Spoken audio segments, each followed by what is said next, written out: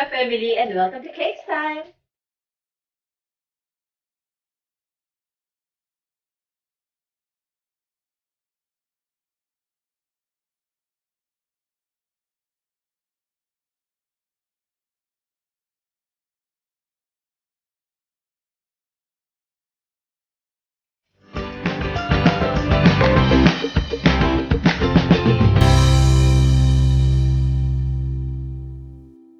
Ayan, for today, I'll be teaching to you another recipe na nag-originate po sa Korea. And this is what they call the cream cheese garlic Korean buns or Korean breads.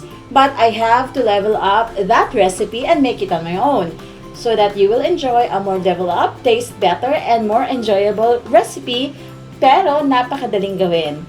Excited na ba kayo matutunan? Walang iba kung hindi ang ating bagong recipe na tinatawag kong Korean 3 cheese and garlic buns. Tara, umpisa na natin. For our buns ingredients, we have the 3 cups of bread flour, 1/4 cup of powdered sugar, 1 teaspoon of salt, 1/4 cup of sugar, 1 medium-sized eggs, 3/4 cup of fresh milk or you can substitute with water, 1 teaspoon of vanilla, 1/4 cup of warm water, 2 teaspoons of yeast, 1 teaspoon of sugar, and 3 tablespoons of butter. Let's start by blooming our yeast. So we have here the 1 teaspoon of sugar, add our 1/4 cup of warm water, and our 2 teaspoons of yeast. We'll mix and wait this until it blooms. That's approximately 5 minutes.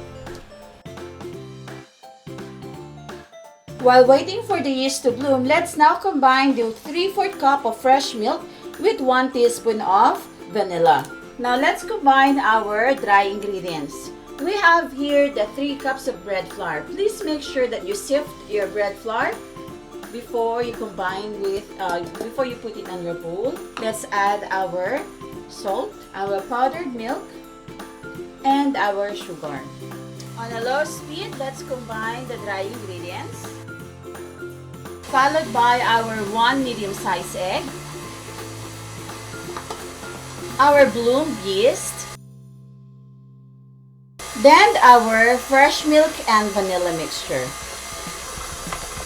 Once it forms into a dough, you may now add your 3 tablespoons of softened butter.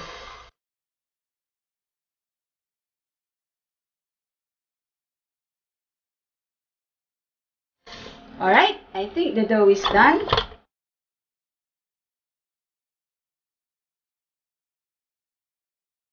Now let's rest our dough for approximately 20 minutes until it softened. Ang resting period po natin ay hindi po proofing time. Hayaan lang natin na makahinga yung ating dough in order for us to use it later and form it into a buns. Okay, our dough is ready. Now, let's divide this into 6 equal parts. So, that's approximately 130 grams.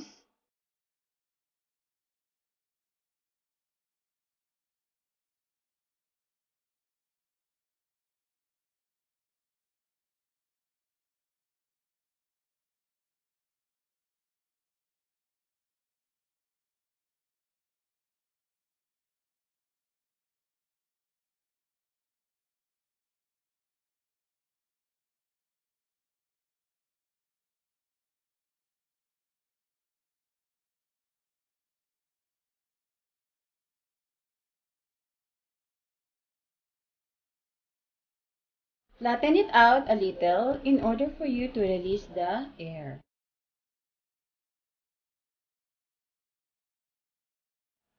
Tuck at the bottom like a dumplings and roll to seal. Now let's leave this to rest for the final proofing of approximately 1 hour to 1.5 hours depende sa temperature ng inyong working area. Mas mainit ang inyong working area, mas mabilis ang pag-proof ng inyong dough. Mas malamig, mas matagal ang proofing ng inyong dough. Now, let's prepare our garlic butter sauce. So, we have here our 1/2 cup of melted butter, We have the medium-sized egg, 2 cloves of garlic. We'll chop this.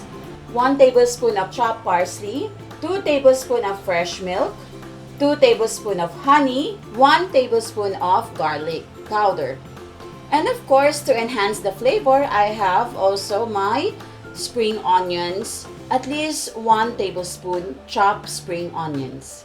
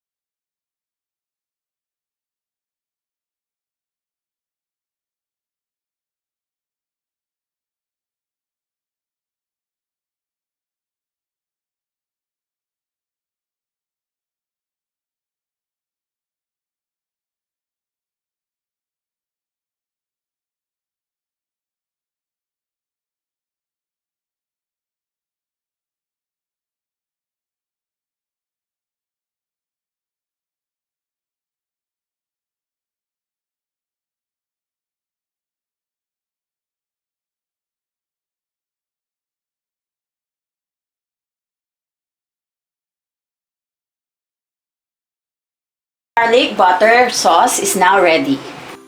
Now let's prepare for our cream cheese mixture. We have our 8 ounce or 1 pack of cream cheese. This is softened.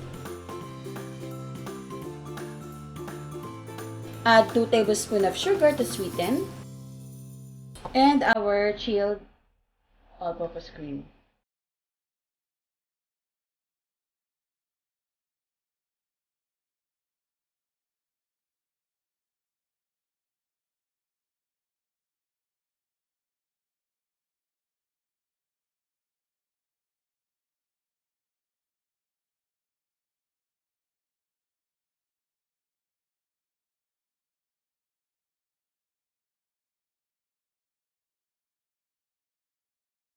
Alright, so after 15 minutes of baking, at 150 degrees, ito na yung kinalabasan niya. If hindi pa golden brown yung taas niya, you can actually extend for another 3 to 5 minutes, whatever you would like. So now, because of our egg wash, naging shiny yung top niya. Now, let's leave this to rest for approximately 5 to 10 minutes until mag-cool down na siya. And then we were ready to cut it into 6 sides and put our fillings. Alright, so we're done after 15 minutes of baking. This is what we have. Ang laki-laki, di ba? Alright, now we have to cut this into 6 pieces, kumbaga. Right? Mag-iiwan ka syempre sa ilalim para buo pa rin siya. Using a bread knife.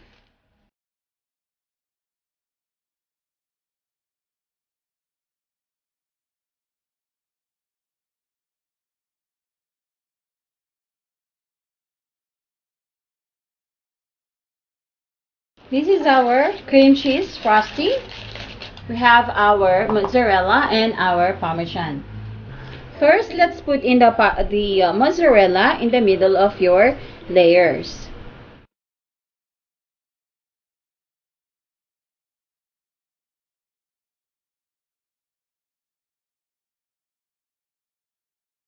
Let's fill in with cream cheese frosting.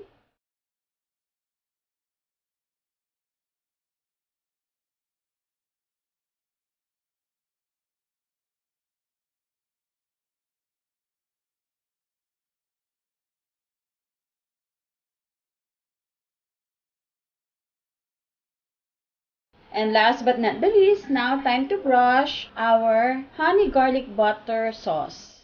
Make sure that yung iba nasa loob para ma-absorb niya yung garlic. And put it in between. Then brush the remaining on the side. This is so mouth-watering. Ang bango-bango talaga ng garlic. Yan, takam na ako. And then, of course, the parsley add color. Now we'll toast this in the oven for 3 minutes at 170 degrees. Just enough to have a crunchy outside ng ating buns. For the final touch, our cheese parmigiano on top.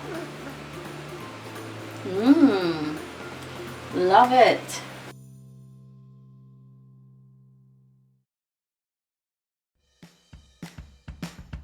At ito na nga ang ating Korean 3 cheese garlic bun. So, ito na po siya. So, what we have here is the mozzarella, the cream cheese frosting of course, and top with our cheese parmigiano.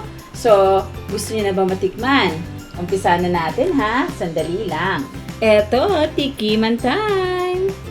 Mainit-init pa siya. Wow. Ayun. Galing naman. That's the Parmesan cheese. Natutunaw-tunaw pa siya ng ganyan. And let me see.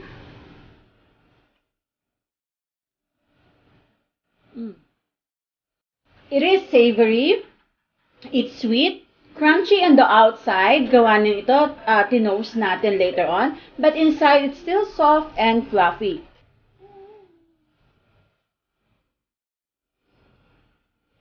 Kayang-kaya mong kainin to sa isang upuan. Look at that. Ayan o. Umaapaw yung cream cheese.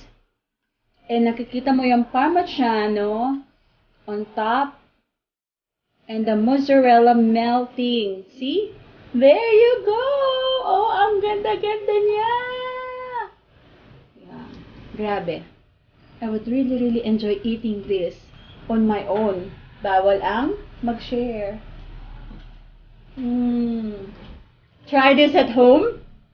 At sisiguraduhin ko sa inyo na ma-enjoy ninyo to. Hindi lang ng buong pamilya, pero para na rin sa patok na negosyo ninyo. So again, thank you so much for joining me with this new wonderful recipe na ni-level up po natin. I hope you enjoy. And again, I would like to invite you to join our community, the Cake Artists and Bakers Network Philippines. Be our member. Like and follow me at my Chef Emily Facebook page. And of course, on my YouTube channel, The Cakes and Lifestyle by Chef Emily.